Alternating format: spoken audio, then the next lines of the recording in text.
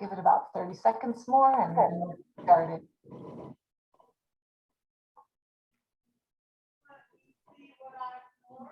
All right.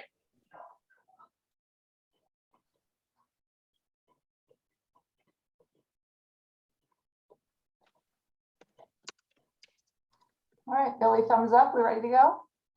Sounds perfect. Awesome. Well, good morning, and thank you for joining us again.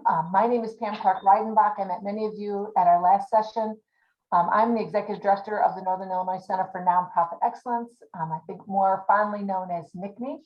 And also with us today is Billy Callahan. Wave, Billy. She's Associate Director at NICNE and our technological expert. Today's session and the two additional to follow are provided to you through the Youth Mental Health System of Care, a variety of youth serving providers and parents of children with lived experience working to build a comprehensive, high quality mental health system that is affordable and accessible to all. The design of the system of care, including these trainings, are made possible by a grant from the Children's Healthcare Foundation. The trainings are the start of a community of practice for youth serving mental health providers. You'll receive additional information on how you can get engaged in the system of care, but don't hesitate to reach out to Billy or I if you're interested in learning more. So last session, we all got to know Jessica Oladapo. We are pleased to have her back with us today to continue the conversation on cultural humility. Jessica, the floor is yours. Thank you. Good morning, everyone. I'm so happy to be able to be back with you this morning. Let me go ahead and share my screen. So as Pam said, we will be continuing the conversation that we began last week with a little bit of review. So this is, again, creating spaces of belonging through cultural humility. And so for today, the goals are continue to develop an understanding of implicit bias and its impact on the work of those in the helping professions. Consider the impact and the outcomes of implicit bias and the need for cultural humility. And then finally, consider more strategies to combat implicit bias. Again, I want to talk about kind of as review, the importance of mindset and engaging in DEIB work. And so we talked about this last week, beginning with diversity, equity, inclusion work, plus courage, plus vulnerability, plus curiosity, removing guilt and stagnation, leading to decreased bias, increased awareness, increased empathy, which then leads to collective healing and growth and action and collective liberation. For those of us engaging in the work and on this call, I truly believe that this is where we are at Growth and Action as we are continuing to grow in our own knowledge, grow in our own practice, and hopefully reaching collective liberation, which again, as I said last week, that might look different. And it could be that once we get to what we believe to be collective liberation today, once we get there, we might realize that we have a little bit further to go. So being flexible and vulnerable enough to continue to engage in the conversation and engage in the work. I believe that this page is also in your in the workbook that's provided for you. And so refer back to it just to kind of check our mindsets every now and then. I know I do frequently. So again, we ended last week really thinking about what implicit and what unconscious bias is. So just as review, bias and prejudice, again, are oftentimes collapsed. They are oftentimes assumed to be the same thing, although they are different. So prejudice, again, is a prejudgment or an attitude about a person because of their group membership, We all prejudge. That is important to recognize that we all prejudge. That is simply the way that our brains work. That is part of that animal brain where we are kind of hardwired to categorize. From a evolutionary standpoint, it keeps us safe, right? So we can navigate the world without having to rethink something every time we come across it. And so it keeps us safe if we know that something that we have experienced before is potentially dangerous, then we avoid that same thing later on. So that prejudgment keeps us safe. It allows for us to navigate the world quickly. And it allows for us to remain alive, right? Like that, from an evolutionary standpoint, that is the purpose of prejudgments and prejudice. Bias, on the other hand, is an inclination for or against a person, group, or a concept. It is an inclination for or an affinity for, which is a step further than prejudgment, right? So the prejudgment is rather, what's the word I want to use? It's rather neutral, right? That prejudgment is neutral. The bias is not neutral, right? The bias then takes it a little bit further and says, this is good, or this is not so good, or this is bad, right? So it's an inclination for or an affinity for a person, a group, or a concept.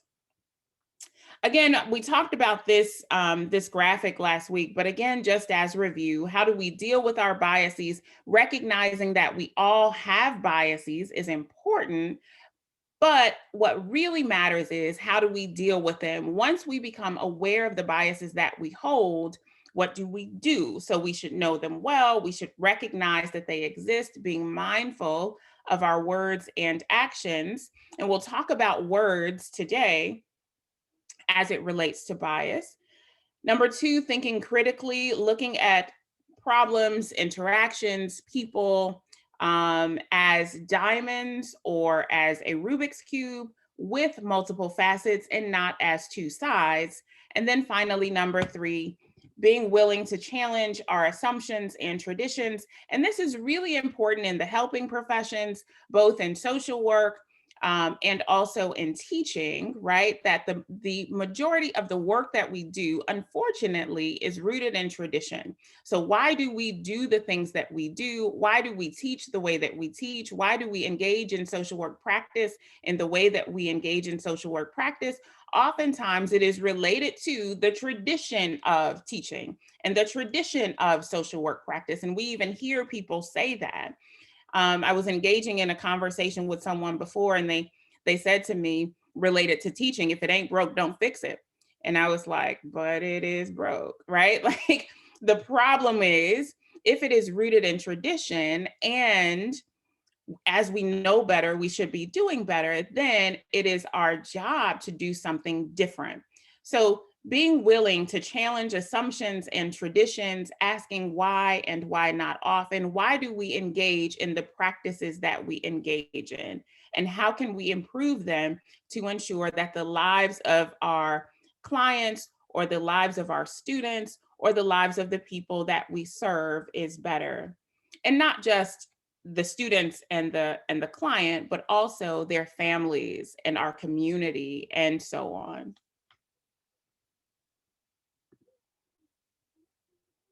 So again, not all bias, the majority of bias and prejudgments are not intentional. They're not even conscious. They lie below the conscious level. Really, they lie within that kind of animal brain that all mammals share, right? But it is influenced, our biases are influenced by socialization and based on learned associations between various categories, including attractiveness, race, gender, um, and so many other arbitrary things. There was some research that came out a couple of months ago, maybe a year ago now, that um, related to bias, and they were trying to figure out, who do we trust, right? Just that snap judgment, who do we trust? And historically, the response has been, we are more likely to trust the words of men in the US. We take men's words as fact. If women say anything, oftentimes there's an expectation that it's going to kind of go back to the words of a man. Well, last year, I think it was last year, this research came out that said not only do we trust the words of men, but we also like for those men to have beards. And if they have gray in their beards, then they are really trustworthy. Now, we aren't watching the news, or we aren't in our classrooms, or we aren't in our workplaces thinking, does that man have a beard? All right, then his word is fact. But again, it lies below the subconscious level. When men have beards and they have gray in their beards, we assume, well, they have the experience, they have the knowledge, they are more knowledgeable. Therefore, we are more likely to trust their words and take their words as fact, which I think is just so funny. Like, it's just so hilarious to me how arbitrary these things are. Now, that might change, right? It changes over time, but that's where we are right now. So as we watch the news and as we engage with folks and as we think about even the way that men are grooming themselves, it is kind of funny to kind of watch that social pattern happen. Any thoughts on any of this so far? Again, it's review. We talked about this last week. Any thoughts on any of this so far?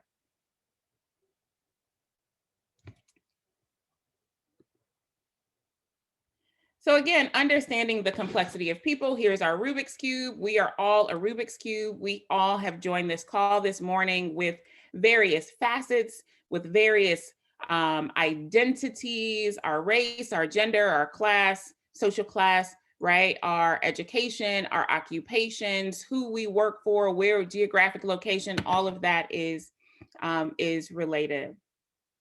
There's someone in the waiting room, I'm gonna admit.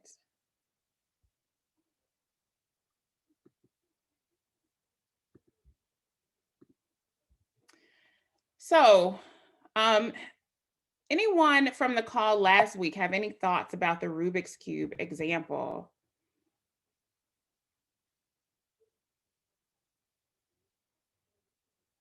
I suppose for those of you who are joining this week, so the idea of the Rubik's Cube is that, again, we're all a Rubik's Cube with our identities reflected on the different sides of the Rubik's Cube. So this might be my occupation, this might be my race, this might be my gender, this might be my sexual orientation, this might be my gender identity, this might be my parenting status, this might be my marital status, right? And so we all have so many different sides of a Rubik's Cube. And as we show up in spaces, we are bringing all of these sides. And not only are we showing up in this way, but we are really showing up in this way, right? With all of those various sides of the Rubik's Cube intersecting and making us who we are. When we rely, unfortunately, on implicit bias, we are asking that people show up as one side, one flat side of the Rubik's Cube, when there are so many other sides, so many other facets of their identities to be reflected. When we want people to belong, when we want to create spaces of belonging, then we have to be willing to acknowledge, see, accept, encourage all of the different sides of the Rubik's Cube.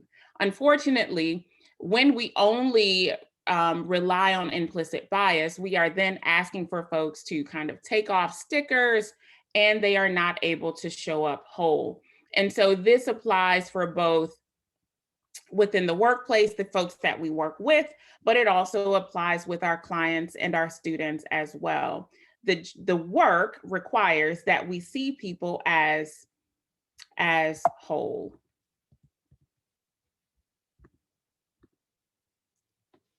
Any thoughts on that? Hi, good morning. Good morning. So this is actually really interesting because after we talked last week, I'm currently completing my my practicum period before I graduate, and so I Congratulations. went on. Thank you, thank you. So I went on site and I was talking to a couple people about this presentation that you'd given and what you sort of talked about. And as I was talking about the Rubik's Cube example, something that occurred to me, which I thought was, I would share, is that for a lot of young people, especially young people who've gone through trauma, I almost think that the Rubik's Cube is great in its sort of unsolved state too, because for a lot of young people, as we all know, especially with trauma, there's a lot of sort of scrambling of identity that happens. You know, of course, even those some of us who are old as well, we experience that in waves through our lives. But I thought I would share that because it really sort of solidified that example even more for me. Yep, absolutely. Thank you. And to be very clear, for young people and all of us really, again, there are days that I really, like today is one of those days that I might be showing up like this. Right? Like all of my identities are intersecting, and let's see if I can get it back to it. Right. And then as I'm doing that, like there are some days that I'm like, let me see if I can get these sides back together because let me, right. And so honestly, for young people and all of us, some days we show up and our Rubik's Cube is together. And some days we show up and our Rubik's Cube is together. Right. And when I say that, I mean, this is also together. Right. And this is also together. And so honestly, being willing and able to recognize that whatever state we show up as, we are still whole, right? And sometimes as we are showing up, and the sides are not all the same color, maybe that means we need some support. Maybe that means, you know, I need to call my therapist real quick to get my work-life balance together, right? And so honestly, that is true for all of us. And if we can recognize that with ourselves, I think that that's the important piece. If we can recognize that for ourselves, then we can recognize that as well for other people. And then that allows for us to have, I think, I hope, more grace and empathy as we interact with our colleagues, as we interact with our clients and our students, as we interact with the cashier in Target, who also is a Rubik's Cube and maybe having a challenging day outside of work. So thank you. Any other thoughts? Jessica, just to follow up on what you just said, I also wouldn't expect somebody necessarily to call their therapist or get their act together if they showed up with one side of their cube being mixed up. I actually hope that they come mixed up. Because that brings depth and quality. I can't find the right word I'm looking for, but depth to whomever they're showing up as. That's all of them. Perhaps if it's if it's 3/4, I'm in my emotional place, but I'm at work, that might not be good. But to have all of them show up seems so important. And I think that even if I even go outside of bias, it just, if we expect somebody to only be in work mode and only work, and I don't think that's healthy for any of us in our society as well. Absolutely. Thank you, Sandy. I agree. And I also think that the conversation, for me, the conversation about bias and the conversation about belonging is really a humanity conversation, right?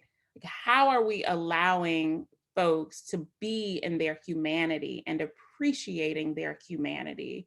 And that, what you just said, I think gets at that, right? Recognizing the humanity in people, that regardless of all the sides of the Rubik's Cube, we're all human, right? We all have humanity in common. Any final thoughts on the Rubik's Cube?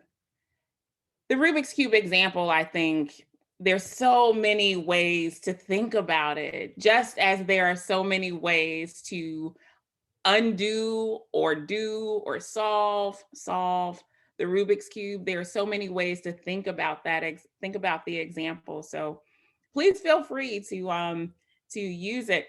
I think I said last week that in face-to-face interactions, I like to provide everyone with a Rubik's Cube and have folks kind of put on the Rubik's Cube their most significant to them identities, and see how we kind of engage as a group. And so use that as an activity in your classrooms or with your clients as well. It's really an interesting activity to do because, again, it gets at that humanity piece.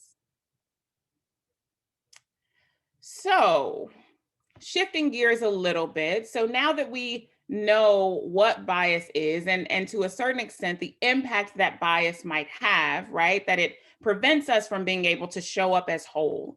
Where does it come from? I think far too often, this is my bias, far too often in conversations about bias, when people are told that they have bias, there's a feeling of guilt, right? Oh, I'm a nice person. I'm not biased, right? But recognizing again that bias is related to the structures of society, it's related to socialization, it's related to just being human, allows for us to really think about and begin to unpack the biases that we hold. One of the ways that we can think about where bias comes from is just by looking at language. So language and bias have a connection. They share a relationship. There is a theory or a hypothesis called the Sapir-Whorf Linguistic Relativity Hypothesis. And the Sapir-Whorf Linguistic Relativity Hypothesis says that the structure of language by itself shapes our cognition and worldview, behaving as a mental filter, shaping the way that we see the world. So language behaves in a way that either is expansive or it is limiting, right? Language also behaves as a means of social control. So if we use language in a way that is limiting, in that regard, it begins to control our behavior. It begins to control our thinking. So one example of this, one example of the Sapir-Whorf Linguistic Relativity Hypothesis, in the US, we have one word for snow, and thank goodness we are beyond that season. And that word for snow is snow. So whether the snow is falling down straight down, whether the snow is falling down diagonally, whether the snow is large fluffy flakes, whether the snow would be smaller, icier flakes, we still call that snow. Whether it falls to the ground and melts immediately, whether it falls to the ground and piles up, we still call it snow. There's another society, another group of folks for which snow is a vital part of their lives. They have many words for snow that describe the type of snow that is falling, right? Which then means that when they hear that particular word, they are more prepared for the snow that is falling. In the US, if we hear, oh, it's gonna snow, we aren't that prepared because we don't know exactly what kind of snow it is, which is why people drive all sorts of ways in the snow. So if we had a word to describe that particular type of snow, then folks would drive differently. They would know, oh, you know what? I don't drive in this kind of snow. I'm staying home, right? And so language in that regard, as it relates to snow, is limiting. We only have one word for snow. We have no idea of the other different types of snows. And so that limits our preparedness. On the other hand, in American English, we have many words for the color blue that literally describe the shades and the hues of blue, right? There's another society that has one word for blue, or maybe a couple, just a few words for blue. If we take someone from a society that has many words for blue and someone from a society that has one word for blue, the person from the society that has multiple words for blue will literally see more shades of blue, right? So we show them a color continuum of maybe 9 blues. They will be able to differentiate between those 9 different hues, while the person from the society that has one word for blue would be able to differentiate maybe 3, right? In other words, language, the language that we have literally dictates our perceptions, right? So if we think about this as it relates to bias, the language that we have and use literally dictates what we see as we interact with people. It literally dictates our perception of them, right? So language behaves as a mental filter, shaping the way that we see the world. Kind of going back to the example from last week as well, with my daughter going to the zoo and having the language of dog and not having the language yet of giraffe and tiger and goat and sheep. She was like, I know what that is. I've seen that before. That's a dog. So then as she develops more language, then her ability to differentiate between the different animals grows as well. So what language does, what language allows for us to do, it allows for us to create cultural definitions of words, making communication within cultures possible. These meanings go far beyond dictionary definitions of words, objects, and events, and the cultural definitions become more powerful, more telling, more meaningful than the way that it is commonly defined. The classic example that was used, so this hypothesis was developed in the 1930s by the 2 researchers, Sapir and Whorf. And they use this classic example, the words black and white. How have we culturally defined the words black and white? And I'll start. So we have culturally defined white as good. We have culturally defined white as pure. We have culturally defined white as virginal. We have culturally defined white as holy. We have culturally defined white as clean.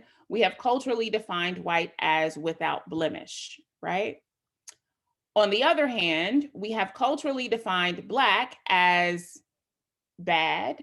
We have culturally defined black as evil. We have culturally defined black as not holy, right? Almost sacrilegious, right? We have culturally defined black as dirty. We have culturally defined black as scary. We have culturally defined black as things almost in direct opposition to white, right? So that's how we have culturally defined those terms. As we do that through language and culture, we are then able to, take those same words, the words black and white, attach them to other things, thereby defining that other thing. We don't have to now define that thing because we have added black and white to it. So we have defined that thing just by adding the word that we have culturally defined already, right? So the white's wedding gown, right, is related to virginity, cleanliness, purity, right? Now, even in 2021, while we know that this is completely symbolic, while we know it's completely it's kind of meaningless, right? There are people that we are squarely in wedding season. I saw it on social media this weekend. Folks were getting married all over the place. We actually drove up to Rockford and someone was getting married and right by the river. It was beautiful. She had on a white wedding gown, right? Now, there are people who, even in 2021, will be saying things like, why does she have on that white wedding gown? Right? Her children are in the wedding. She should have at least worn ivory, right? Completely symbolic, but we have defined that thing just by adding white to it, right? Another example, this is a person that is telling a little white lie, right?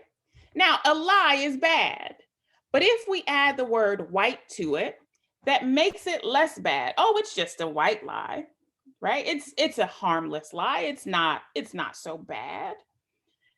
So just by adding white to lie, we have made it less harmful.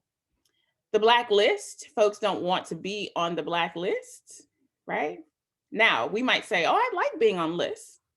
Put me on the list. Well, it's the blacklist. No, don't put me on that, because then that means that I now don't have access to things. And then here's the black cat, which is a beautiful creature.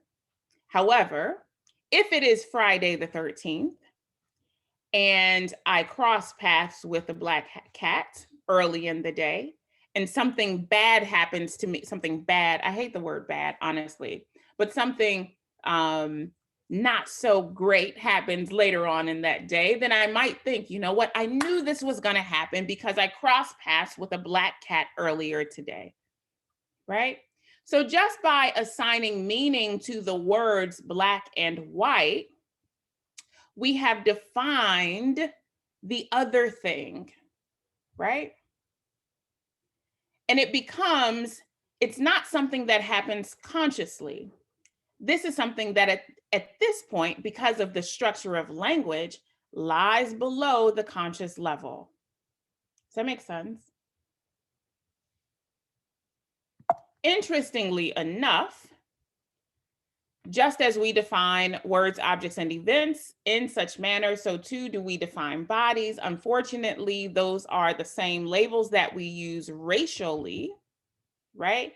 And I've heard people say things like, well, you know, I am smart enough to distinguish between like a black cat and a black person. I'm smart enough to distinguish between white wedding attire and white people, right? And the reality is that only happens, our ability to do that only happens if we are conscious of the bias that is embedded in our language. Because otherwise, we will unfortunately fall victim to, we talked about this last week as well, the fundamental attribution error, where then we will use language, or the language that we have will then impact our ability to literally perceive people. And for me, what this means is that it impacts our ability to see goodness in people, right? And so we do that racially, but also we do that from a gender standpoint, sexual orientation, right? So all of these kind of identities that people hold, language, there is an embedded bias in our language. And if we are not consciously pushing against it, unfortunately, it will impact the way that we see and treat people. One example of this, I was teaching a class a couple of years ago, and as I was teaching this class, one of my students began to relay this story. He said, you know, he was in some sort of situation, he said, and he was hot. I was so hot. The only thing I had on a wife beater. And I was like, you had on a who? And he said, a wife beater. And I said, you had on a wife beater? And he was like, yeah, you know what a wife beater is? Like a t-shirt. And I was like, oh, you had on a t-shirt, a sleeveless t-shirt. Because when I hear wife beater, I think violence against women, right? And so when we begin to think about language and how much of our language has embedded violence against women, and homophobia and transphobia, right? And other related to religion, related to immigration status, related to language, related to all of these identities. There's so much bias embedded in our language that, again, it is so important for us to be really critical, thinking about our thinking, but also thinking about the language that we use as we interact with people. I think if we think about it this way, if we are able to think about it this way, then it frees us from that guilt, right? It frees us from the guilt of, I'm not biased. Oh my gosh, I feel so terrible for having a bias. When we think about the way it is embedded in our language and the way it is embedded into our very social structures, then that allows for us to pay attention to it, to acknowledge it, and then fight against it.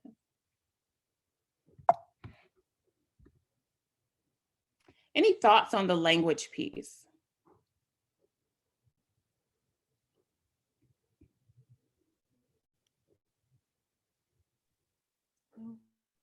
Anything in the chat? I just think there's so many growth opportunities. You know, as a social worker, I'm so aware of the language people use. And yet, as I sit here, I'm just going, oof.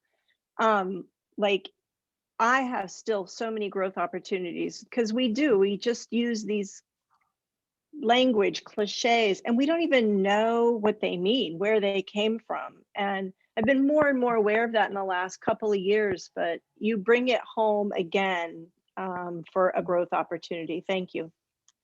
Yep, absolutely.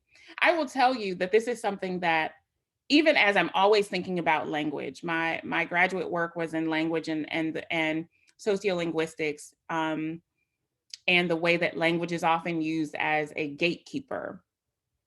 But at the end of last year, I was in a session and I was talking about, I don't even remember why I was talking about my kids in this session, probably because I'm always talking about my kids.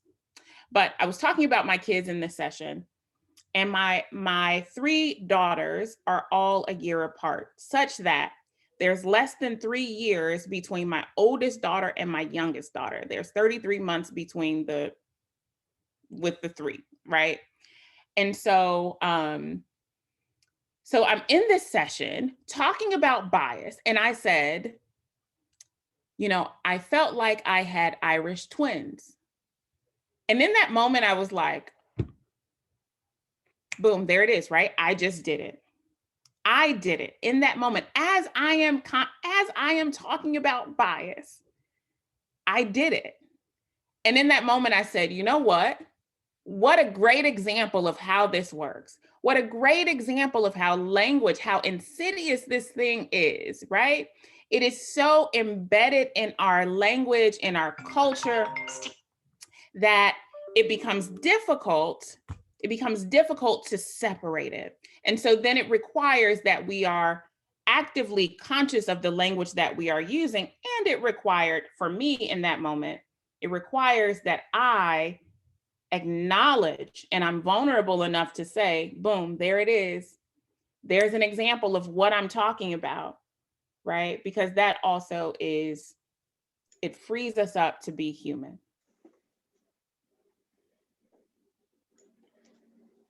I think as well that this is really important as we think about our interactions with our clients, with our colleagues, and also with families, right? That we are aware of the language that we are using, because the language that we are using might lead to some impact, positive or negative, right? So really being consciously aware of the language that we are using. And also being willing, if we slip up, being willing to acknowledge that faux pas. So again, implicit bias turns multidimensional people into one-dimensional ideas, frequently through language, right? Then we limit people to one word and we don't allow for them to escape that one word. And so again, being willing to see folks as a Rubik's Cube, seeing ourselves as the Rubik's Cube, being mindful of our thoughts, our actions, our language.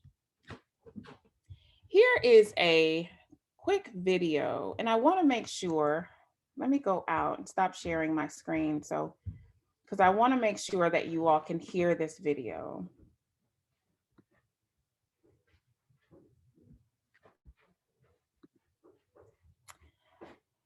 So this video was created by Procter & Gamble, and it demonstrates unconscious bias. It is called The Look. It's a couple years old, but still really, I think anyway, impactful.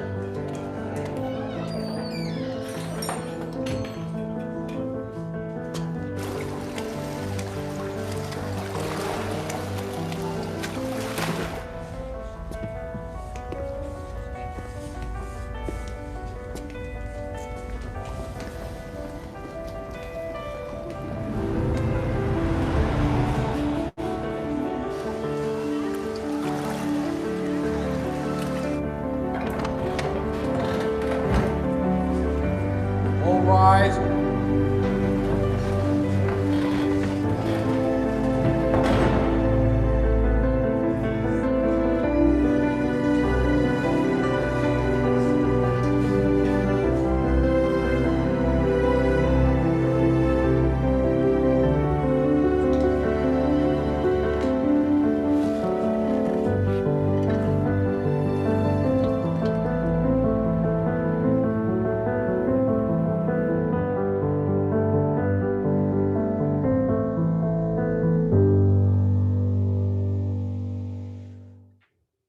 Initial thoughts.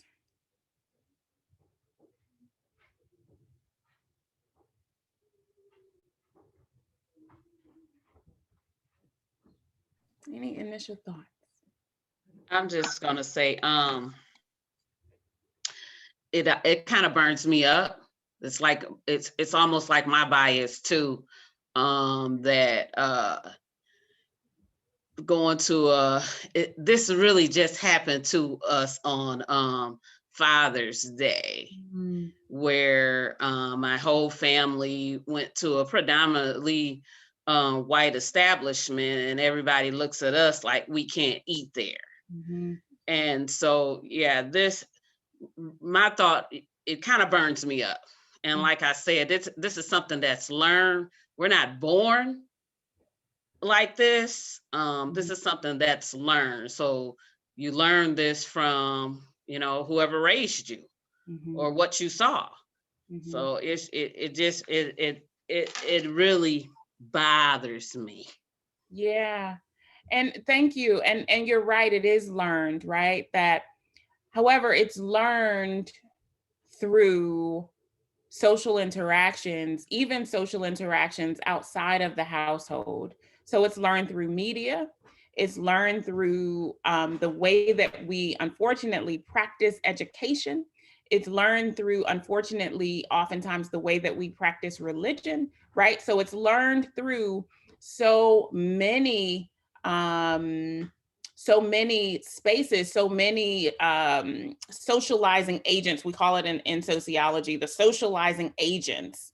And it goes far beyond just the folks that we live in a household with, which means that even if in our households, we are being encouraged to think about our biases, coming into contact with these biases and interactions is unfortunately unavoidable because it's everywhere, right? So as we see in this clip, it's everywhere. And so again, as we begin to have these conversations, which is great, but it makes us more aware of the interactions and for me, how am I socializing my children such that they are aware of the biases that they may experience or the microaggressions that they may experience, that they are aware of them, but also that they are aware of their own biases that they might hold. So yeah, I agree. It burns me up as well. And it burns me up, but also it makes me really sad, especially the moment in which he's walking with presumably his son, and the car where the little girl is waving, and the woman that the little girl is with quickly rolls up the window. And we don't know exactly, we know that was a microaggression, right? Now we don't know what it's related to necessarily. We can make some assumptions as to what it's related to. But that part, as a mother of a Black son, I know that my Black son will experience and has experienced moments like that.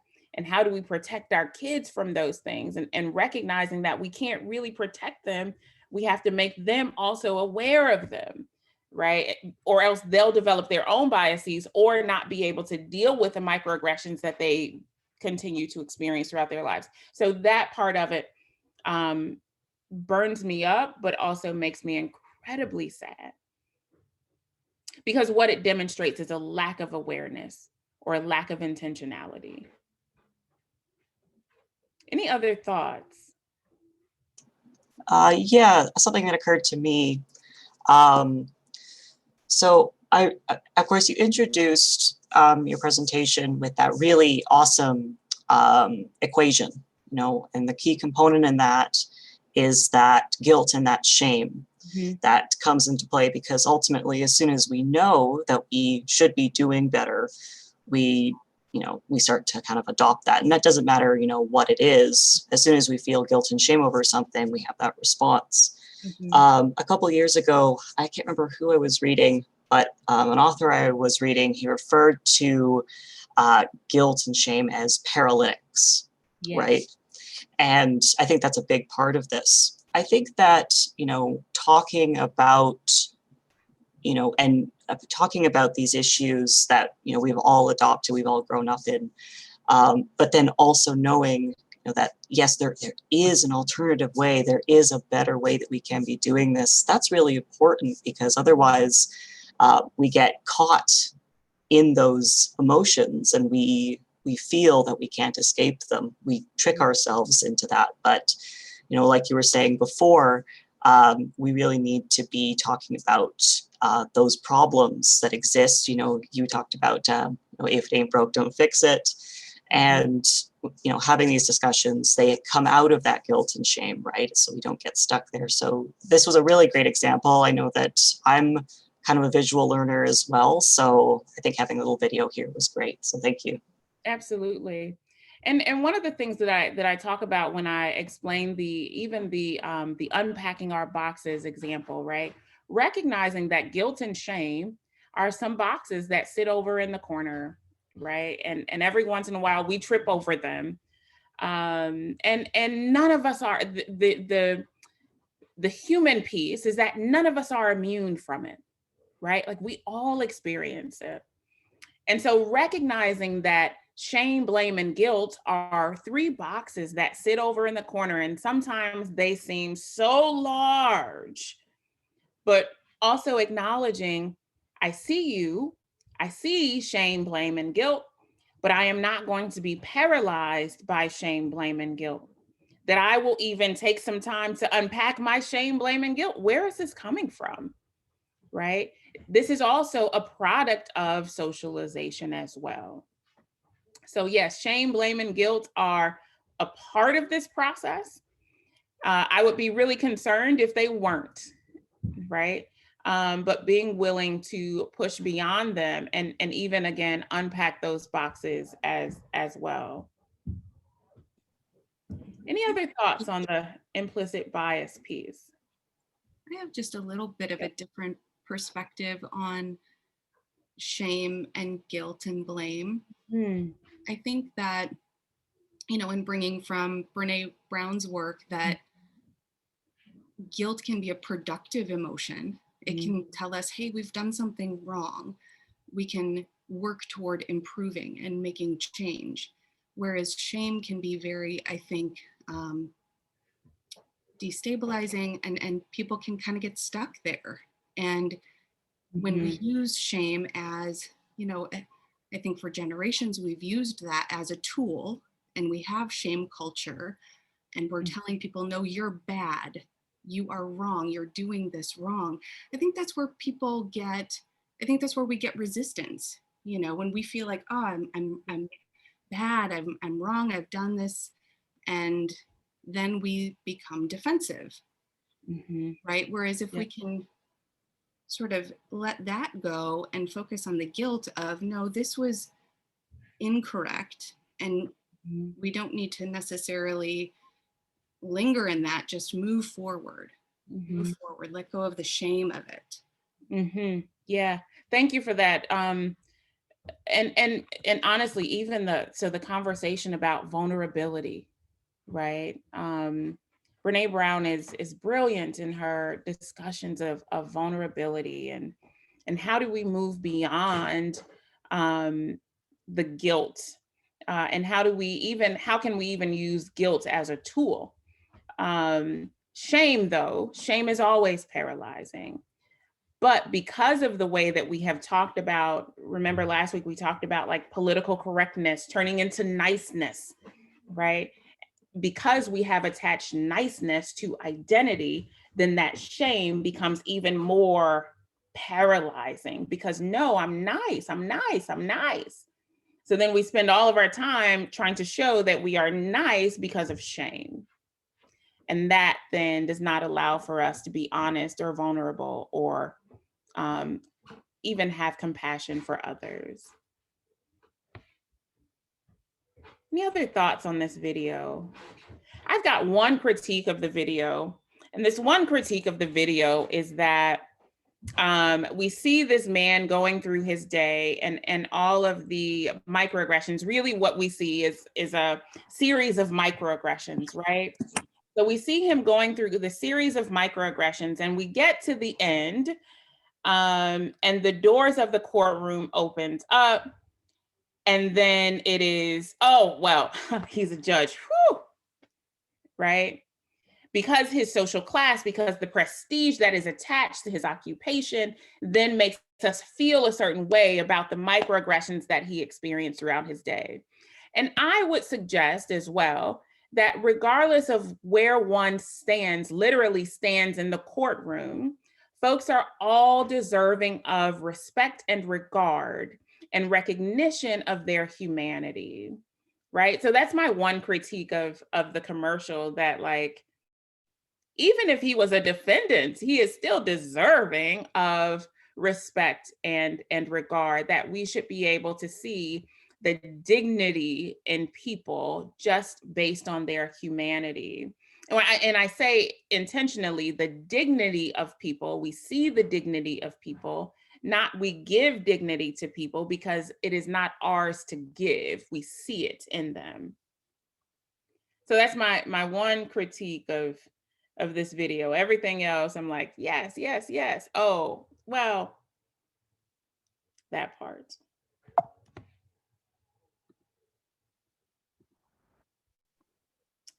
So a real quick reflection, and we don't have to share in this moment, but I will share a situation in which I acted on an implicit bias, right? So this is also in your workbook. I do suggest that you think about this, that you jot it down, that you even engage in conversation with other folks related to this activity. So what impact might implicit bias have on interactions in schools, in workplaces, grocery stores? And then think back to a time in which you acted on an implicit bias, write about the incident, consider the theme, the origin, embedded message, and then what were your thoughts, your feelings, and behaviors during and after the event? And here's a moment in which I acted on an implicit bias. So I've been teaching at the college level since 2009, which is over a decade. Time flies when you're having fun, because I still feel brand new. So My very first semester, I walked into what was then called Marriage and Family. We have since changed the name of that course because bias, right? So now the course is called Sociology of the Family. But my Marriage and Family course in 2009, I walked in and I used to do this icebreaker activity that I no longer do anymore because I think personally, that particular icebreaker is meaningless. So what's your name and why are you taking this class? And so there was a collection of athletes sitting in one area. And I said, what's your name? Why are you taking this class? Oh, my name is Tyler. I'm taking this class because it should be an easy A. Next one. Oh, my name is Josh. I'm taking the class because my coach told me to take this class so I can maintain eligibility. The next one. Oh, I'm taking this class because everybody has a family, right? So I should be able to do well in this class. The next one. Oh, I'm taking this class because why not? All my friends are taking this class. Next one. Oh, I'm taking this class because my ride is taking this class and, it should boost my GPA. Right? And so one by one, they are, oh, I'm taking this class. And I feel like, well, this is a serious course. This is a serious conversation. And so I'm sorry, can you give me 1 second?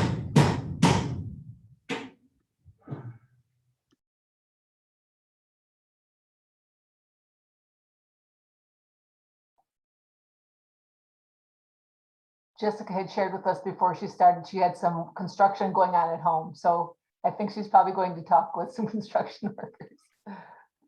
This is the second Zoom meeting this morning, within like the last couple of hours, where that's been going on with the leader of the discussion.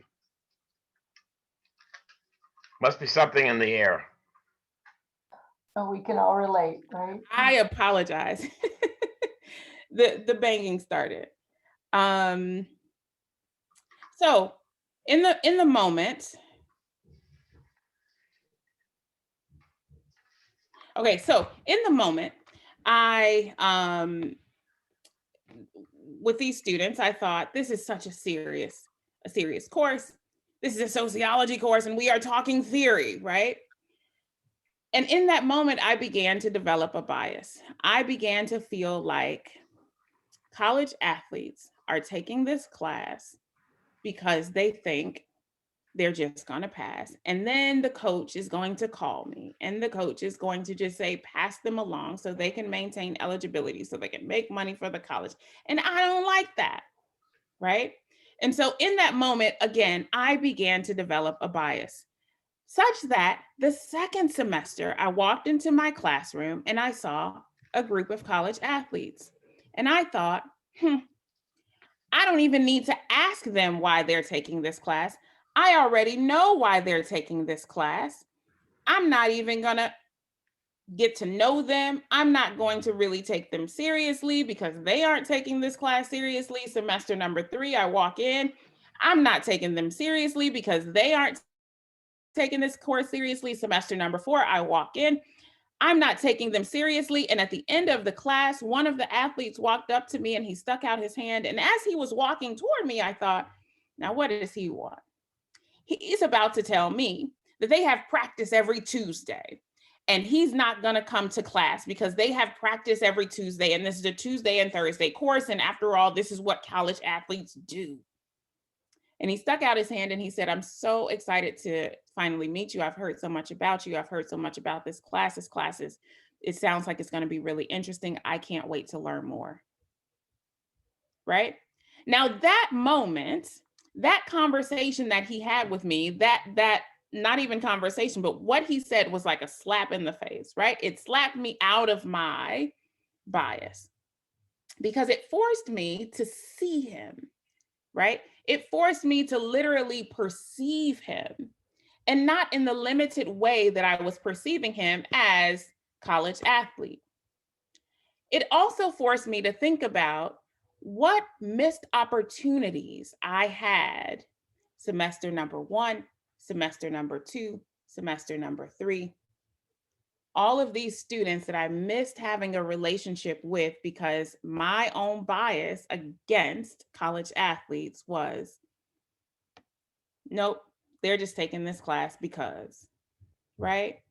So after that, what it forced me to do was to intentionally build relationships with the population of students that I knew I was likely to have a bias against.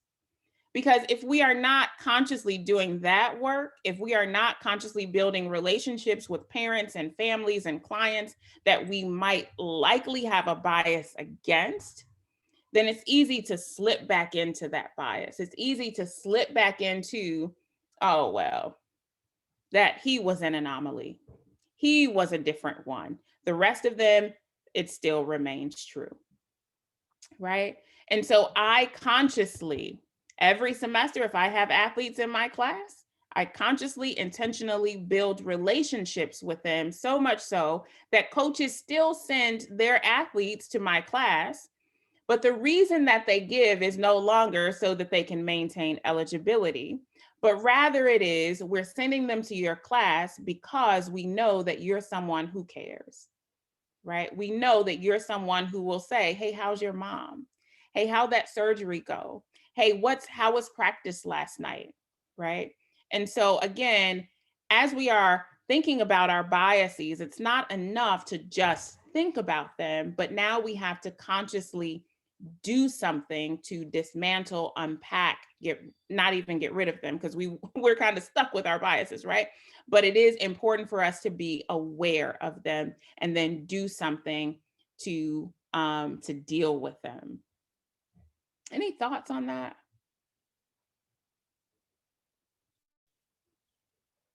Again, that example is useful regardless of the population that we're thinking about. We could be thinking about, I work with schools, and sometimes there will be people who will say, these parents, they just don't care. These parents, they don't come to parent-teacher conferences simply because they don't care. But being able to say, well, wait a minute, what bias might we have about this population of people? And also, if we go out of our way to deal with our own biases, I wonder if that will impact attendance at parent-teacher conferences, right? And so any thoughts on this example?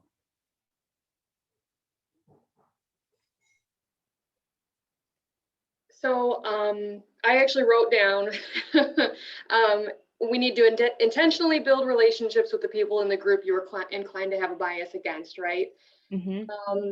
I'm wondering if you have more pieces of advice about how can we overcome the implicit biases that we know we carry with us?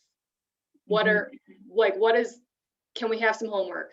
That's kind of what I, Yes. Okay. Can you have some homework? Yes. Okay. So that's one of them, right? Intentionally building relationships. And I have some strategies later on as well, but that piece, that intentionally building relationships piece, is the most critical, because folks who you are inclined to have biases against, as you build relationships with them, they are more likely to know, right? So if we think about last week, who's the expert? They are the experts at what they need and the relationships that they need to build, right? So that piece is the most critical. I also always suggest reading the history of the bias that we might hold, but also reading more about the history of the people that we might hold bias against, right? And those are two different things. So then as you do that, that is really important, because you are not then requiring that the folks who you are building relationships with, you aren't requiring them to be your teacher as you're in this growing and learning process. Thank you. So those are the two, maybe three pieces of of advice that I would give. So learn more about your own biases, learn more about the group, and then intentionally build relationships.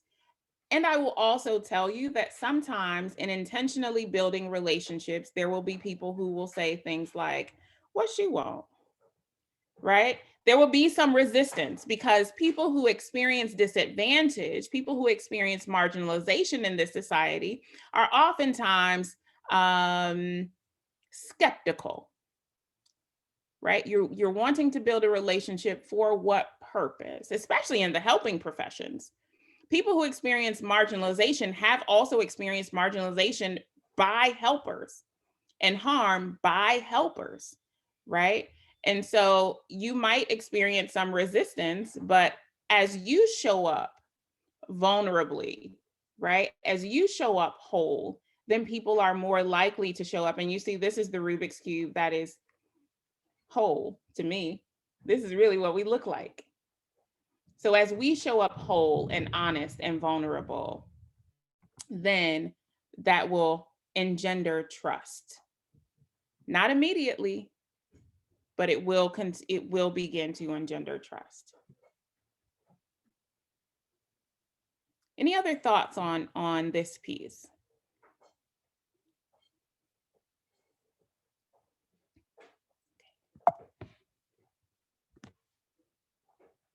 So a few non-negotiables as we kind of move into another challenge and then move into some strategies.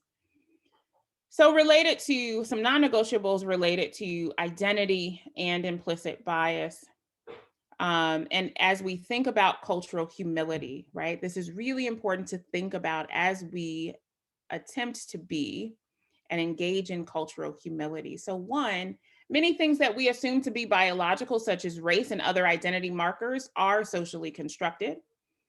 Even as they are socially constructed, the consequences of how we construct meaning around those identity markers are very real. So even as things like race and gender are created by, manufactured by the society that we live in, what we do with those things, how we experience those socially constructed things are very real.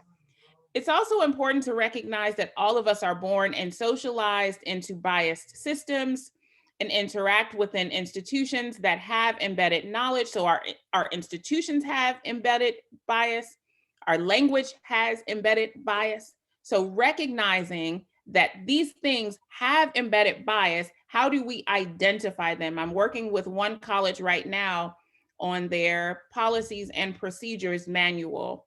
And we are going through all 500 pages of their policies and procedures manual to look at potential implicit bias embedded in that manual, because that will have an impact on the way classes are taught. That will have an impact on student services.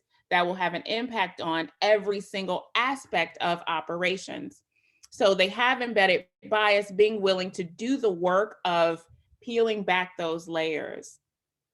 Number 4, we all prejudge and have biases.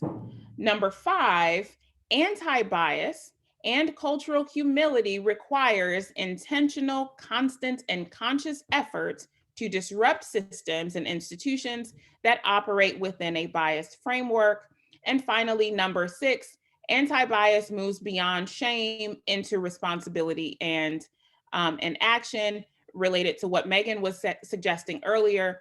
Anti-bias requires being identity conscious. So as we are doing the work of the helpers as well, being able to see the identities of the people that we serve, whether we're talking about in the classroom or in the youth services or in social work, right? As we are doing this work, being willing to acknowledge and see and perceive the identities of others. Notice I did not say tolerate, right? Because tolerance is absolutely not what we want. I wrote this piece a couple years ago and I began with, like, we can tolerate a toothache, but I don't want to tolerate a toothache. I want to do something about the toothache, right? So if I recognize the bias that I hold, or if I recognize bias within the institution that I work within, I don't want to tolerate it. I want to actually do something about it. So it requires being identity conscious. Any thoughts on these non-negotiables?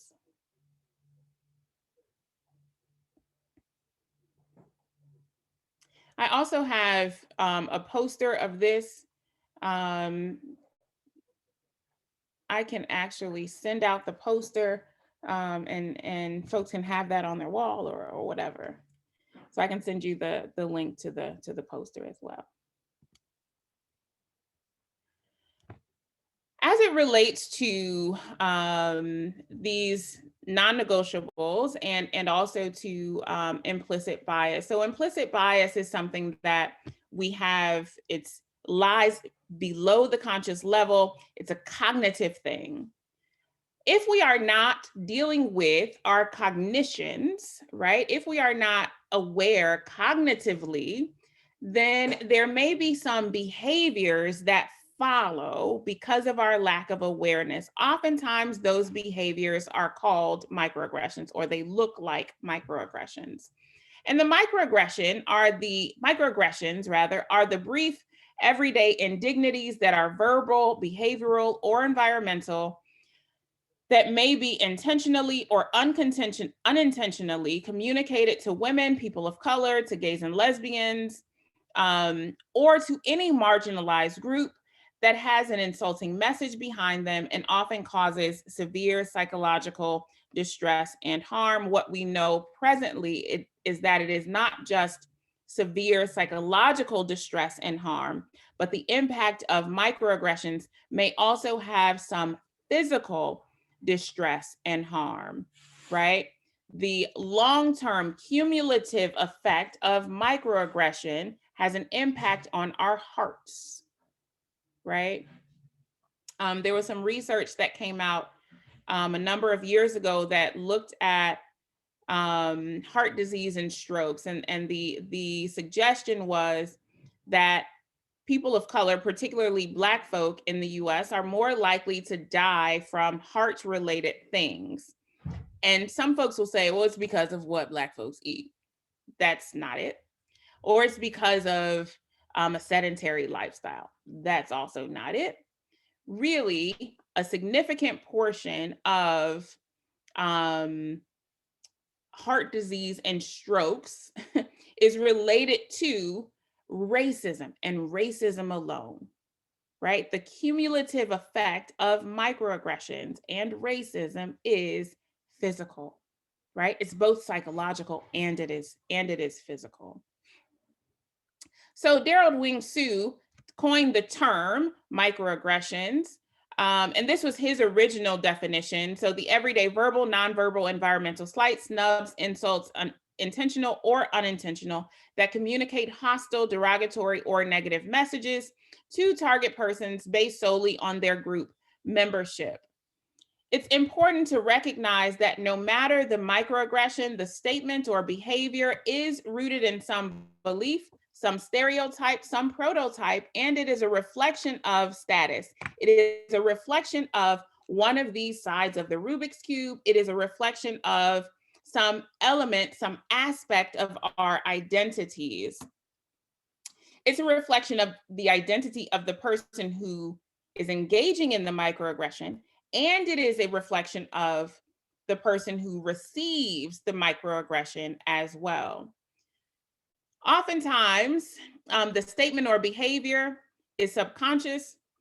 Again, if we are not dealing with our implicit biases, if we are not ensuring that we are consciously, cognitively aware of the biases that we are holding, if we are not continually unpacking our boxes, then the likelihood that we will engage in microaggressions is extremely high, right? And so these types of microaggressions that lie below the conscious level are dangerous simply because the perpetrator is not aware. So then how do we hold someone accountable for something that they don't even know that they're doing, right? And so the challenge is, How do we bring implicit bias, unconscious bias to the conscious awareness of folks such that we are also holding people accountable for microaggressions? And when I say that, I really mean, how do I bring my own implicit bias to a conscious level such that I am holding myself accountable for microaggressions that I might be engaging in?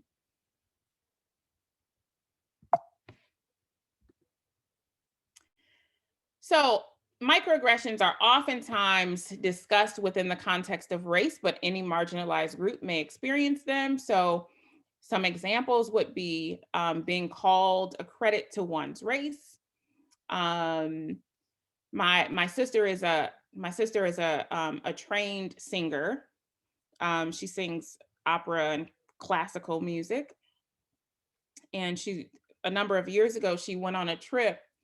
And while she was on this trip, she was the only Black woman on the trip, on the tour. And someone said to her as a compliment, you know, you're not like all the other Black people, right? Like, you're different than the other Black people. It's a microaggression, right? My sister was like, no, I'm just like all the other Black people. I'm exactly like the Black people in my family and the Black people that I know and the Black people that I went to school with. I'm just like, right? So although it was meant as a compliment, it actually says something about what the person thought about all Black people. And now my sister is, right? So you don't fit. You're not like the other Black people, right? So that's a microaggression. Another microaggression, I don't see color, right? Color blindness. You play basketball so well for a girl. You're different than all the other. Misgendering individuals. Speaking loudly to someone who is blind or in a wheelchair. Or the question, yes, but when will you really transition? Or did you transition?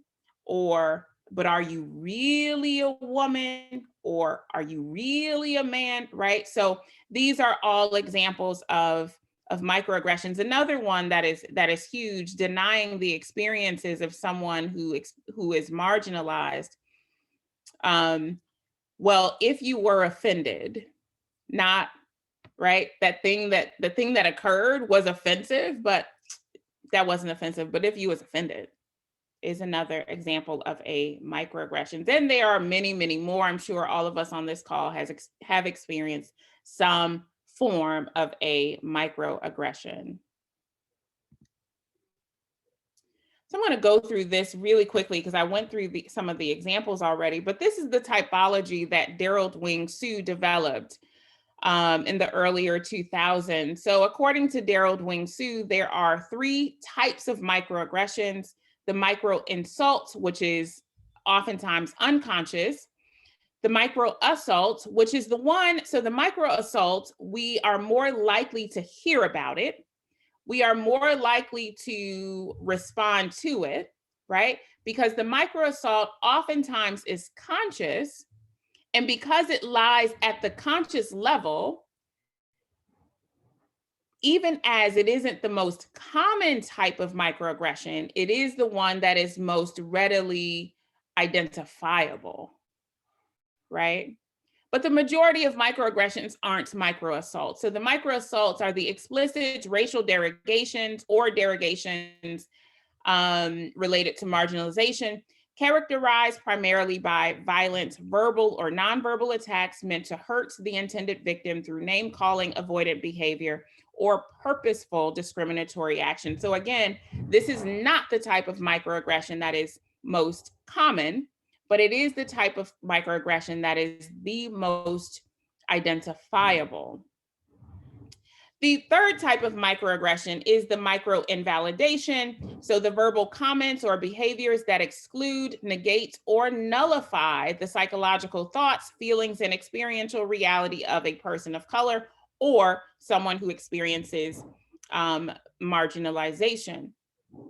So color blindness is a micro invalidation. And the reason why color blindness is a micro invalidation is because If one says, I don't see difference, then what they are really saying is, I don't see the way that you are marginalized within this society or within this institution or related to these policies. It assumes that everyone has the same exact experiences, and we know that we don't, right? Because our Rubik's cubes, right? So color blindness, or the assumption or the statement that we are all the same. While we all have humanity, our experiences within this society are not all the same, right? And so it's a microaggression because it denies the experience that people have.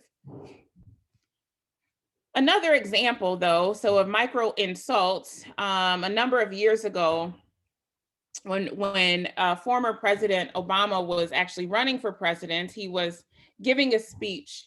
And as he was giving this speech on national television, I was watching the speech, and after he finished speaking, one of the pundits said, "Oh, he spoke so well, I almost forgot he was Black." And I was like, oh my God, I wanted to throw my remote at the television. Again, here's someone who is thinking that they are giving a compliment. He is very articulate, but the underlying message there is maybe related to an ascription of intelligence, maybe related to pathologizing communication styles, but either way it is saying, you're not like all the others. Look how well you speak, compared to the way that everyone else in your group speaks. It's also important to recognize that a microaggression like that does not just impact the person that it's being directed toward, but also for me sitting at home watching this television channel who also shares that same side of the Rubik's Cube as former President Obama, right? Now, I also experienced that as a microaggression because what does that mean? You spoke so well, you almost forgot he was Black, right? And so again, it's so important for us to be aware and careful and cognizant of really the language that we're using, being mindful of our thoughts and our actions and our language as we are interacting with others. But again, the only way to be consciously aware of microaggressions is if we are going through the process of unpacking our boxes in dealing with our implicit biases. Sandy? I have never thought of this question before, but I'm actually I'm really struggling with why is this any of these things called micro? Right. Absolutely. That has been a question that has been asked at least for the past 5 years that I know of. Folks have said, we need to just call it what it is, right? If anything, it's macro. In the book, Critical Race Theory, they also talk about microaggressions. And they say that the challenge in having the conversation is that really what we're talking about when we talk about microaggressions as it relates to race is racism, right? Like those everyday moments of racism. And that's one of the challenges in having the conversation. The argument for calling it a microaggression, though, is that it's like these little pricks that are cumulative, that because they are cumulative, one really good example, and I think I give you the link to the video, they call it mosquito bites, right? That microaggressions are like mosquito bites. And some people are more likely to experience more mosquito bites than others. Another challenge, though, is that because microaggressions lie below the conscious level, oftentimes it makes it challenging to say that thing you did was, right? And so I agree with you that it's not micro, when we think about the cumulative effects of microaggressions, it has a cumulative psychological impact and a cumulative physical impact, right? That leads to a shortened life expectancy. We know that. So that's not small. It is, however, the limiting of language. That's the only answer I have, Sandy. I get it. Just, I'm sad, I'm tearful, because none of this seems, when I think of micro, and I know, like, and I guess if I think about it from just somebody not in the social work field, or and I think of that average person, and we think micro, we think small, and so insignificant, not important. And that just makes me very sad that we've labeled something that is so powerful, something small. Yeah, I completely agree with that's you. all. Yeah, I completely agree with you. And I think honestly, I think it gets back to the challenge with language, right? It limits us. So speaking of it being so impactful, Daryl Wing Sue suggests that coping with microaggressions. And as I go through this, think about the impact for us, ourselves, and also think about the impact for the families that you work with, the clients that you work with, the students that you work with as well, right? So coping with microaggressions, Daryl Wing Sue calls it a catch-22. He literally calls it a catch-22. And it's kind of a cycle, not kind of a cycle, it is a cycle, right? Daryl Wing Sue says, coping with microaggressions begins with something called attributional ambiguity. Did that really just happen? So I'll give you a personal example. This is something that happened to me almost 8 years ago. I had my newborn. He's still my newborn, but he's a newborn that was born like almost 8 years ago. He'll be 8 next month. But I just got him. So I had my newborn. I was really fortunate. I had my son, really fortunate to be able to stay at home with him for the first 6 months of his life. I recognize that that is a privilege that the majority of people in the US do not have. So I was really grateful to be able to stay at home with him for the first 6 months of his life. And I went back to work. And when I went back to work, I was teaching some intro to sociology classes, but I was also teaching a race and ethnicity class. And on this particular day, I had just finished teaching my race and ethnicity class, and I needed to stop at the grocery store to buy him some formula for the nanny. Again, privilege, right? And to buy my daughters some dinner, because I was like, I'm going back to work and I got this newborn and I got these 3 big newborns. I have to stop and buy them something. So a total of 4 newborns at the time. And so I stopped at the grocery store and I noticed the cashier, she was so nice and speaking and chatting it up with the folks in the line. And I was number 3 in the line. I was the 3rd person in the line, and the first person, hi, how are you? The weather is nice, da-da-da-da-da, right? Boom, they leave. Second person, yeah, it's so great to see you. She didn't say it was so great to see you, but they're having a great conversation. They leave. I approach, body language changes. She becomes very stiff, stoicism, right? She does not look at me. She glances up and she says, are you going to be using link or food assistance? And I thought, did that really just happen? Is this what I think it is? Is this a microaggression? Not after I just taught a race class, not today. and I'm stuck in attributional ambiguity for a couple of seconds. Then I move into response and decision. What's the best way to respond? And if I respond, will the person get defensive?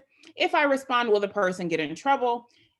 Also, if I respond, will the person perceive me to be the stereotype that exists of Black women? Like, will I confirm her stereotype? Did she ask me this question because she thought that I was an angry Black woman, and then I respond and I become the angry Black woman and I solidify for her that stereotype? Oh gosh, right? So I'm stuck in response and decision. But also, if I respond, will she get in trouble with her manager? I don't want her to get in trouble. I want this to be a teachable moment. So what do I do? Then we move into the time limited nature of responding. Is it too late to respond? Right? Because now it's 30 seconds. I was stuck in, did that just happen? Is that what I think it is? What's the best way to respond? Is she gonna get in trouble? Am I about to be the angry Black woman? I'm not an angry Black woman. My version of anger is,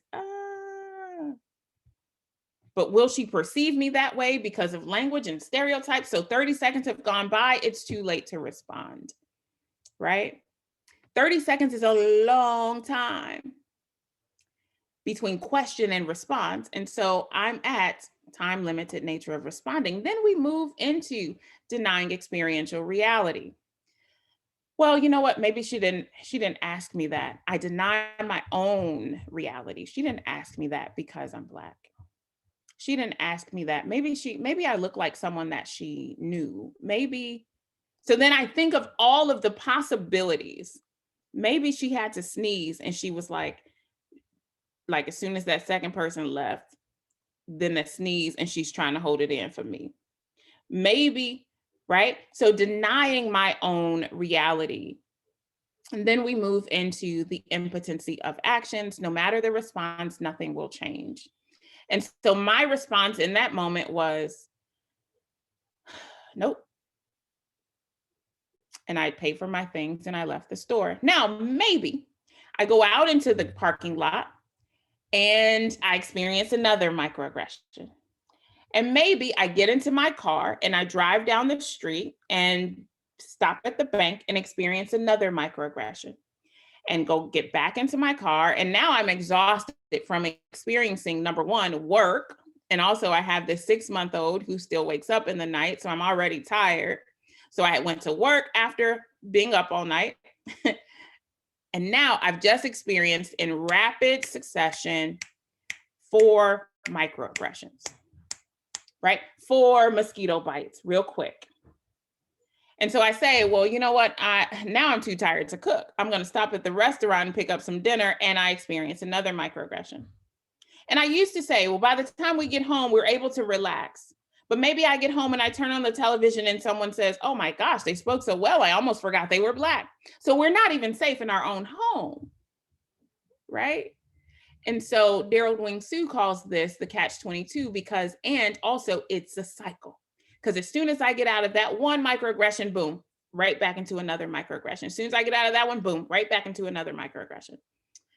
That will, I guarantee you, it will have an impact on our psychological health. And not only will it have an impact on our psychological health, it will have an impact on our physical health, right? Because that's stress. Now, when I interact with people, I am ready. I know I'm going to experience a microaggression, fight or flight mode activated, right? If we can think about that for ourselves, then we can also think about that for the people that we work with and for, right? Because sometimes we might interact with someone and they may have a slight attitude problem. And we might be like, well, what? I didn't do nothing to you. I didn't wake up with you this morning. Why do you have an attitude with me? Thinking about this here allows for us to see, well, maybe I did not.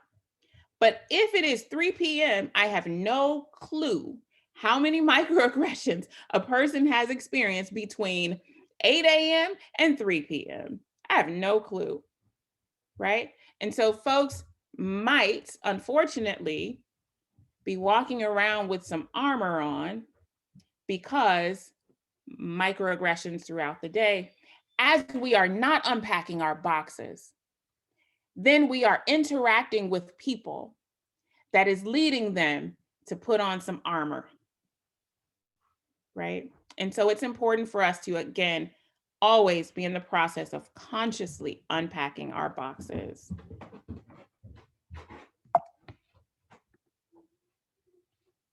There's another activity in the workbook related to microaggressions, and I believe that I also provide a list of links that explain microaggressions with some additional questions to ask related to our own microaggressions, kind of some challenges for us. So I think that those links are in the workbook as well. If not, I will send those links too. Any thoughts on microaggressions or the catch-22?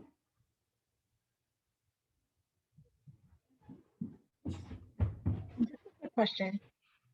So is it Yes. only considered a microaggression if the person who treats you in this manner is of another race? Because I've often No. these experiences with people of another culture or of another race, but I have also experienced this in the workplace with people who look like me as well. So I don't know if it's considered a microaggression in that case. Yeah, it is. And here's why, because socialization is so powerful, right? So we internalize ideas about our own and other groups. And so if I am responding to someone of my own group related to some socialization, so related to, so I am a woman and I treat women poorly because of ideas about women, even though I am a member of that group, that is also a microaggression, right? It is a microaggression related to sexism. And there are some people who say, well, women can't be sexist. I don't know that I agree, right? Because socialization is powerful. If it is true that we are all born into a society that has some embedded bias, and we learn and internalize that, then we also have to be consciously aware of the biases that we hold, even of people within our own group. Yeah, I think it's very, very evident in subgroups where there's colorism. That's where you absolutely. that's where you see microaggressions a lot of the time. I often have conversations with because I work in the DOE as a SAPIS counselor, and I often have these conversations with my students. And this is one thing that comes up a lot, is a lot of the preconceived notions that people tend to have about each other when they have different shades of Black or different shades of brown. There's also a lot of microaggression in that case as well. Absolutely. And it's important to recognize that colorism is a direct result of racism, right? That colorism and racism are, I was going to say cousins, but they aren't. It is like colorism is the child of racism.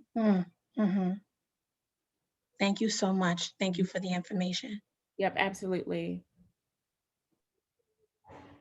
Any other thoughts on microaggressions? I do want to spend a little bit of time talking about privilege. We only have like 20 minutes left. Again, time flies when you're having fun.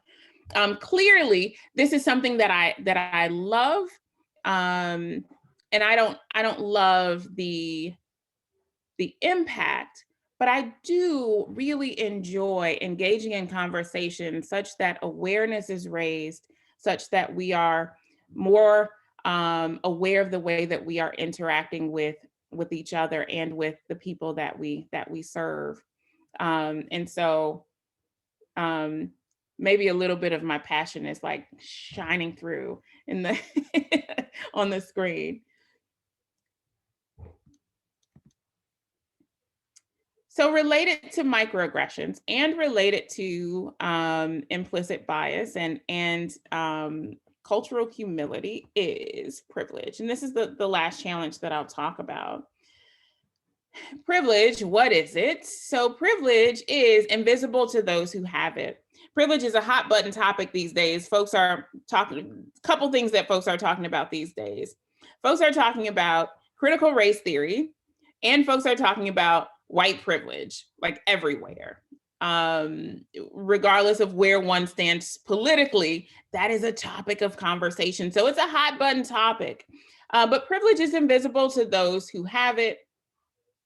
Privilege is not having to think about what we don't have to think about. And here is a kind of academic definition of privilege. Privilege is the societal personal advantages and structures that benefit some over others in some societies, particularly if they are otherwise under the same social, political, or economic circumstances. Privilege is linked to social and cultural forms of power. About it. My oldest newborn, who graduated from elementary school last week, she's going into high school, but she's still a newborn. She is left-handed. I am right-handed. I never had to think about what it meant to not be right-handed. In fact, I never even thought about being right-handed. I just existed, right? Because our society is built around right-handedness.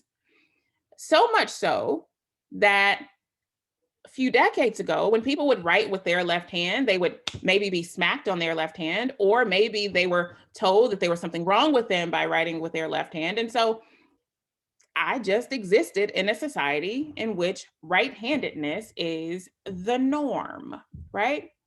And so my oldest daughter, I also didn't think about her being left-handed for the first 5 years of her life. I was able to, again, I was a stay-at-home mom for a number of years. I didn't really pay attention to how she wrote or anything. And she would write, but I didn't pay attention. She wasn't in school.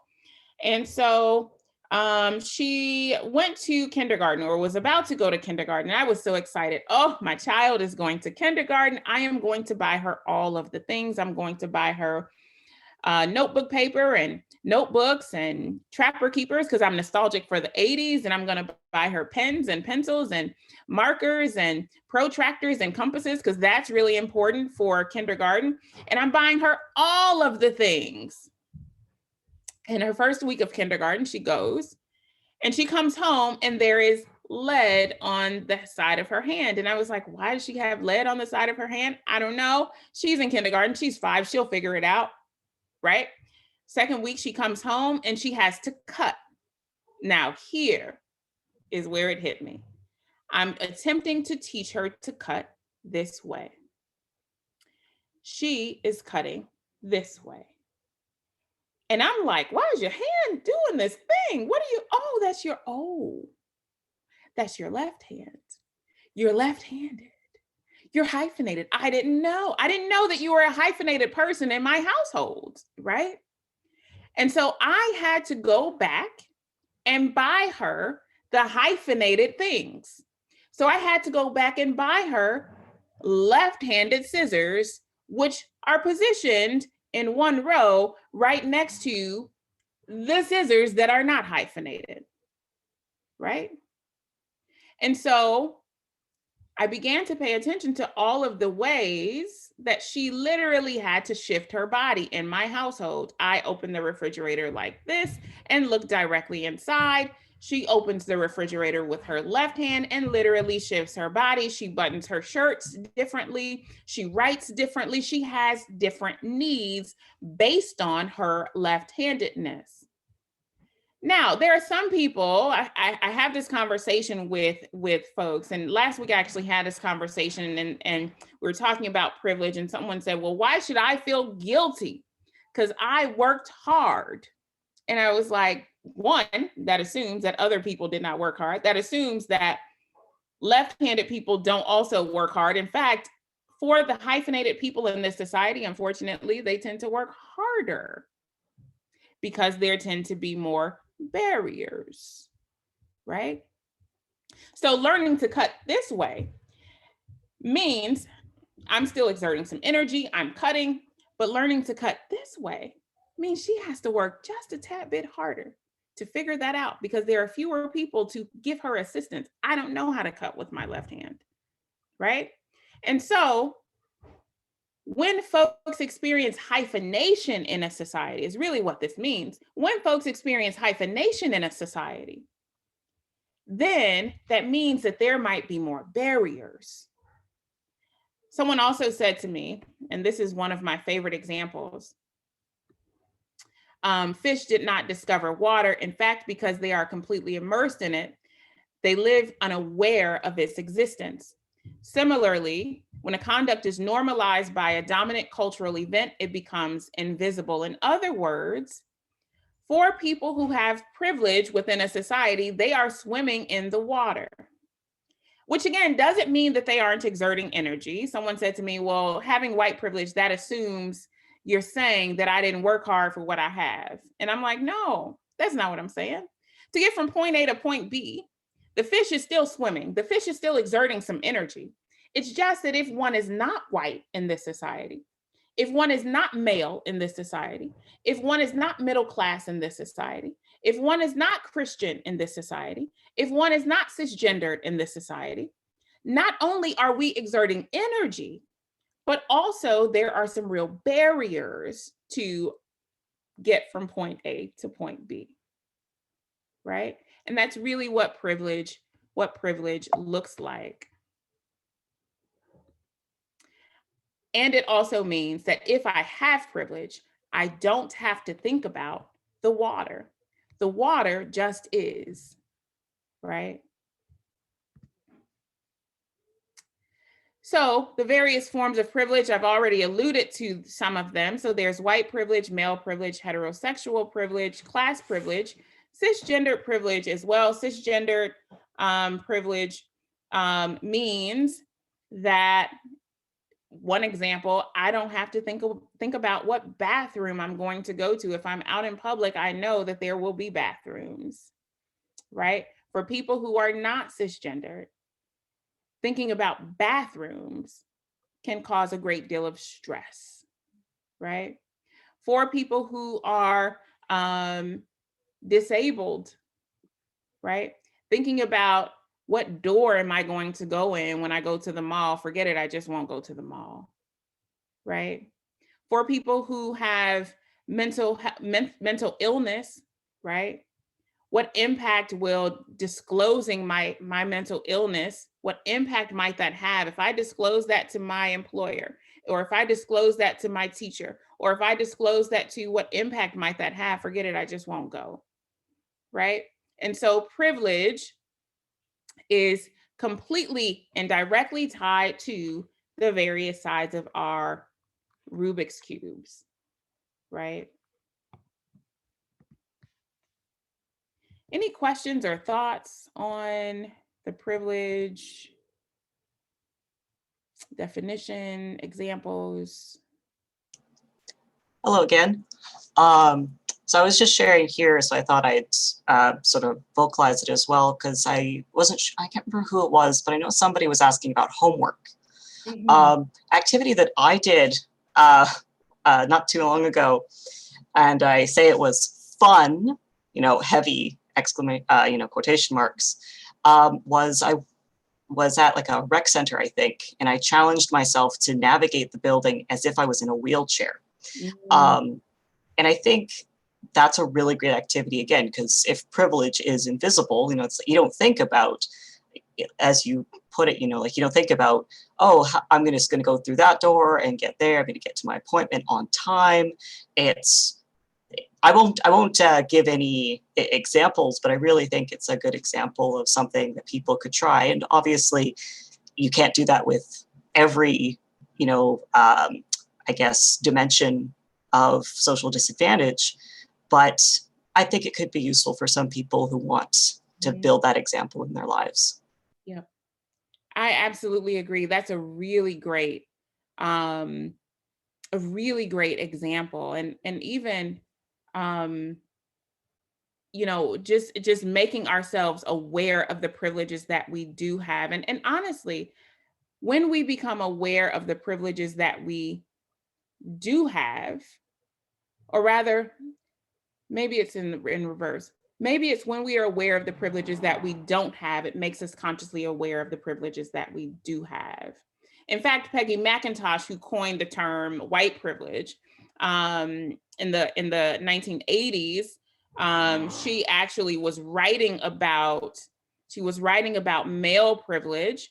And she says that as she was writing about it, she woke up or she was on her way to bed and she like kind of sat up and thought, I don't have male privilege, but my gosh, I have white privilege, and made this list of, I think, 30 statements of what white privilege looks like.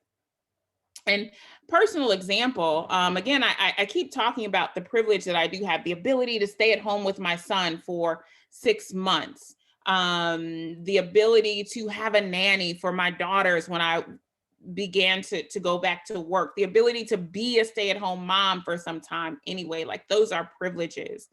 My educational experiences, privilege.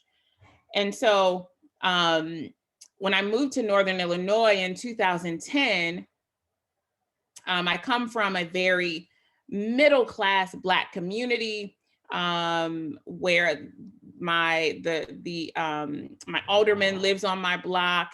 The board president used to live up the street, right? I come from that sort of community, right? And so when I first moved to Northern Illinois, I was struck by the number of microaggressions I experienced related to race. I did not experience that in Chicago. I knew that racism existed. I knew what it meant theoretically. I knew what the textbook said, but experiencing individual racism, I had never. And I moved to Northern Illinois and began to experience individual racism just almost every day. And I was like, what is happening, right? They must not know who I am.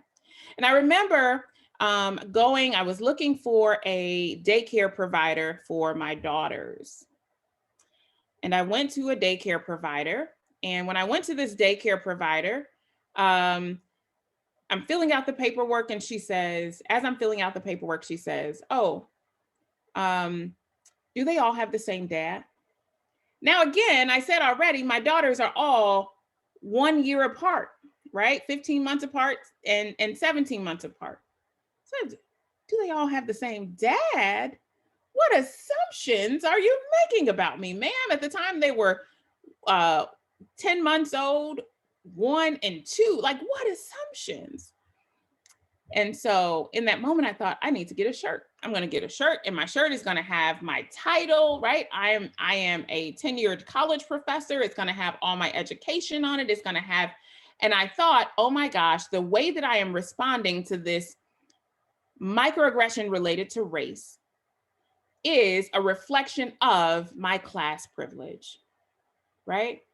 So in that moment, my class privilege was on full display. Oh my God, I can't believe you must not know who I am. You can't talk to me like that. Wait a minute. I am responding to racism through classism. And that's what privilege sometimes looks like. So being conscious, being made aware of a privilege that we don't have might point to some privileges that we do have. Jan? Uh-oh, you're on mute. You're on mute, Jan. That's an incredible story. Thank you. It's funny. I don't mean it funny, but wow, I can't believe that happened. Anyway, help me out here. Mm-hmm. Why is it we're only hearing about white privilege? Is there no Black privilege? And we can start to name them if we have to. But why is it that's what we hear about? I mean, our athletes are privileged. Condoleezza Rice, fabulous. You know, there is Black, and it seems so easily thrown in one bucket, privilege. I think of privilege is somebody with a whole lot of money. I mean, a lot of money. I'm not, you know, but there are average middle-class people making good money, but they're not privileged people. Nobody is. And I'm really having trouble getting my arms around that lately. Because we only. Yeah, okay. I hear you, Dan. I think also, so privilege has very little to do with money, right? Privilege has very little to do with the tangible things. It might lead to some tangible things, but it doesn't necessarily mean that there will be some tangible things, right? In other words, because of the way that we have constructed meaning around race in the US, there is no Black privilege. There are Black people who benefit from maybe class privilege, right? So the example that I just gave, I went to fabulous schools. I went to four-year research institutions. I went to, I'm a tenured college professor for the second time, right? I left one place where I was tenured and went someplace and now I'm tenured again, right? I own a business, I own my own home, right? So in all of these ways, I have privilege, but I don't have privilege because I am Black. That's related to class privilege. That's related to my socioeconomic status, which are very different. Now, I also know that because I am Black, I will experience racism, right? I will experience microaggressions related to race. I don't have privilege as it relates to race. There will be assumptions made about me because of my race. I don't have class privilege related to race. If I were white and I was also in the same class, or actually a better example, what we know is that in the US, the average white family has more wealth than the average Black family, even if we only want to talk about money. But I really hesitate to talk about money as it relates to privilege because it's not the same thing. The average white family that has $20,000 in income, just $20,000 in income, has more wealth than the average Black family with $60,000 in income, right? That's privilege. Even as, again, privilege does not assume anything about tangible resources or assets, even though privilege might lead to, it doesn't mean that it will be. It means things like, for Peggy McIntosh, she says, as a white woman, I know if I call the police will come. As a Black woman, I know if I call the police, they might come and they might not. Right? So that's an example of privilege. I know that if I turn on a television and watch my favorite show, maybe I'll see someone who looks like me, maybe I won't. And maybe if I see someone who looks like me, they will be positioned as a criminal or as, you know, someone who has problems with addiction, or, right? So that's what privilege looks like. It's the social things and not the economic things. So it's aligned with the caste system. It's aligned with the caste system. Here's some homework. A really great book. I read it. Caste. A long read. A tough read. Isabel Wilkerson is a brilliant, fabulous writer. If you have not read Caste by Isabel Wilkerson, please pick it up and read it, because that's what privilege looks like, right? It is the caste system. Also, her book, Warmth of Other Suns, is also a fabulous read if you haven't read that one. And she talks about home ownership in that one. And so caste is a really great way of thinking about what privilege looks like. It has very little to do with economic. Yep. Has very little to do with economics, but far more to do with the social benefits that might lead to economics, but not necessarily. Thank you, Jessica. Absolutely, Dan. Thank you for the question. Can I just chime in really quick, if possible, if you have time for it? Yep, absolutely. I do find that oftentimes in our society, successful Black people, particularly Black men, tend to be associated as being basketball players, athletes. And I think that that's also a bias that a lot of people tend to have, is by associating Black people as the only way that they can be successful is by picking up a ball. I find that to be ridiculous. There are people of color who are extremely successful, as in the video, who are judges, who are lawyers, who are doctors. And it's very unfortunate that for a lot of minorities, they have to strive for excellence in order to just be considered human. Okay, so that is the prime example of privilege, is if you don't have to go above and beyond in order to be successful, in order to have some type of status, just to be considered to be human. As you said, when the people happened to see that the Black man in the video was a judge, then it was like this sigh of relief, right? So I think that's a prime example of status and of privilege. And we have to remove that belief that in order for people of color to be successful, they have to have some type of tricks up their sleeve, or they have to be able to, play some type of sport. There are many people who are not athletic at all and who are minorities and who are very successful. Just wanted to put that out there. Absolutely. Thank you. I should also say, related to that, that the majority of Black Americans are squarely in the middle class, right? And the group that is currently purchasing their own homes and starting their own businesses and completing master's degrees and PhDs are Black women. And Black men as well, right? The gap is getting smaller in terms of academic achievement and also income, not wealth so much.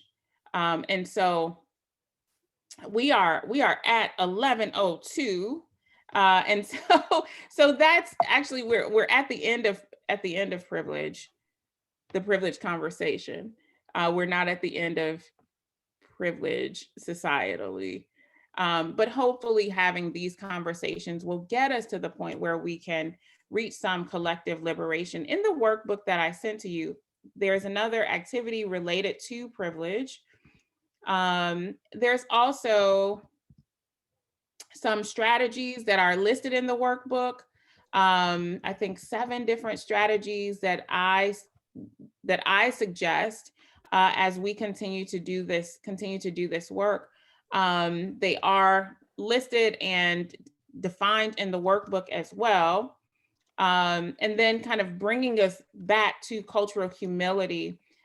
So being able to use this information that we have gained both today and last week to engage in cultural humility, beginning with the question or the statement, I'm curious about, acknowledging that people are the experts of their own lives, their own identities, being willing to constantly unlearn, consistently unlearn the way that we have engaged in socialization, with the intention of honoring beliefs, systems, cultures, values of others. And finally, being willing to constantly and consistently continually unpack our boxes, such that we are recognizing the humanity of people, recognizing the dignity of people as well. And here are the questions again. How does this conversation relate most to your work? And then what tools can you take away that will impact your work? And that is it. I'll turn it back over to Billy. Thanks so much, Jessica. And thank you everyone for participating in the conversation today. We hope you continue these conversations with your colleagues and your families and peers. Jessica, I'm going to stop sharing your screen and pop up some information about the next sessions. While I do that, I want to remind you, I will share the session recordings, the handouts for today and last week, and the PowerPoint presentation copies to you in an email. please complete the evaluation link. I had dropped that into the chat a couple places. You can provide your information there on how to get CEUs and CPDs, or I'm sorry, PDCs. Tell them I'm not a teacher anymore. And I will share information. If you want to get involved in the youth mental health system of care in the planning process as a mental health professional, or if you're a parent or family member with a child with mental health needs, you can email Pam or I and we can share more information. This is a list of the other organizations that are involved in that process. It's a planning process that has been going on for about the past 2 years now, and we are going to continue that process into the next 2 to 3 years. So our next session that we have coming up is Trauma-Informed Treatment Workshop. That's going to be with Jessica Gregg. It's on July 13th from 9 a.m. to 11 a.m. So just like this session. And I will share the Eventbrite registration link with you and more information, so you have time to read through that. And the following session we have on August 10th will be with Kevin Polkey on how to develop resiliency. And he'll also go into information around the human response to perceived and actual threats in the stress cycle. Well, thank you, everybody. We hope you have a fantastic week, and watch for that email from me with more information. Bye. Thank you, everyone. Thank you, Jessica.